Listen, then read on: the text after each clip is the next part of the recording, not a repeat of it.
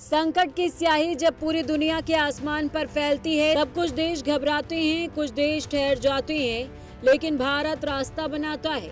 Middle east में छिड़े युद्ध ने तेल और गैस की सप्लाई चेन को झकझोर दिया है। होर्मुज़ स्ट्रेट जैसे दुनिया के सबसे खास समुद्री रास्ते पर खतरे के बादल मंडरा रहे हैं। अमेरिका, इजरायल और ईरान के टकराव ने ऊर्जा बाजार को अस्थिरता की आग में झोंक दिया है। लिहाजा पूरी दुनिया में एक ही सवाल गूंज रहा है कि अब क्या होगा।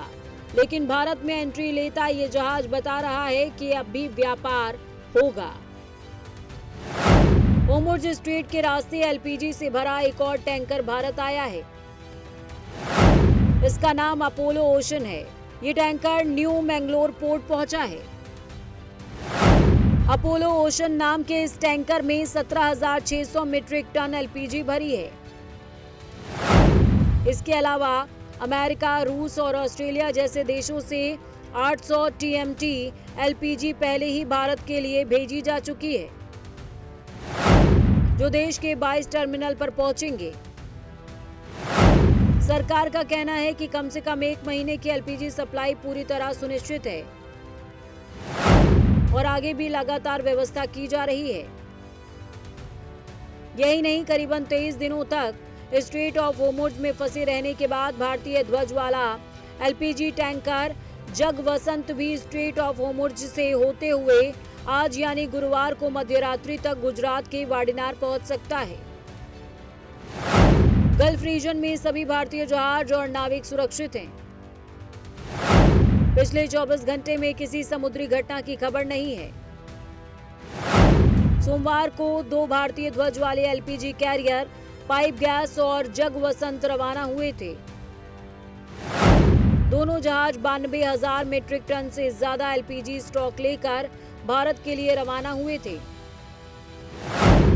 इन दोनों एलपीजी टैंकरों पर 60 नाविक सवार हैं, जो सभी सुरक्षित हैं।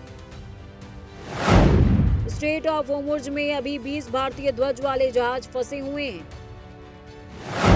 इनमें 5 बड़े भारतीय ध्वज वाले एलपीजी टैंकर शामिल हैं, जिन पर कुल 2.30 मीट्रिक टन एलपीजी लोड किया हुआ है। भारतीय ध्वज वाले एक और बड़े एलपीजी टैंकर में अगले 1-2 दिनों में एलपीजी का स्टॉक लोड किया जाएगा। इसके बाद वो भारत के लिए रवाना होगा। जब दुनिया के कई देश सप्लाई शॉक से जूझ रहे हैं, कई जगहों पर ईंधन की कीमतें आसमान छू रही हैं, तब भारत में ये जहाज सिर्फ गैस नहीं बल्कि बैलेंस का संदेश लेकर आ रहे हैं। ये कोई संयोग नहीं है, ये भारत की कूटनीति का ही नतीजा है कि एक तरफ वैश्विक शक्तियों के साथ संतुलित संबंध भी बनाए जा रहे हैं, तो दूसरी तरफ ऊर्जा सुरक्षा को सर्वोच्च प्राथमिकता दी जा रही है। हालांकि विश्व व्यापार संगठन यानी कि WTO ने कहा है कि दुनिया इस समय 80 साल के सबसे बड़े व्यापार संकट से गुजर रही है। WTO के अनुसार इस जंग से ग्लोबल ट्रेड सिस्टम में बड़ी रुकावट आई है, लेकिन अभी भी ये जंग थमने का नाम नहीं ले रही है। इजरायल ने ईरान की रिवॉल्यूशनरी गार्ड के नौसेना चीफ अली रेजा तंगसीरी को मारने का दावा किया।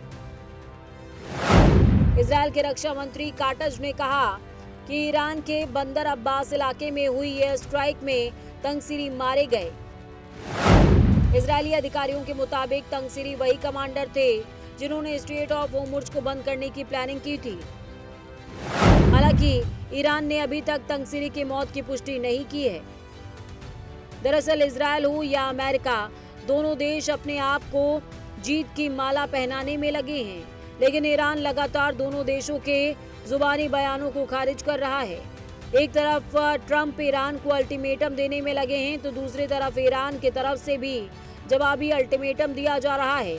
लेकिन फिलहाल शांति की गुंजाइश कहीं से नजर नहीं आ रही।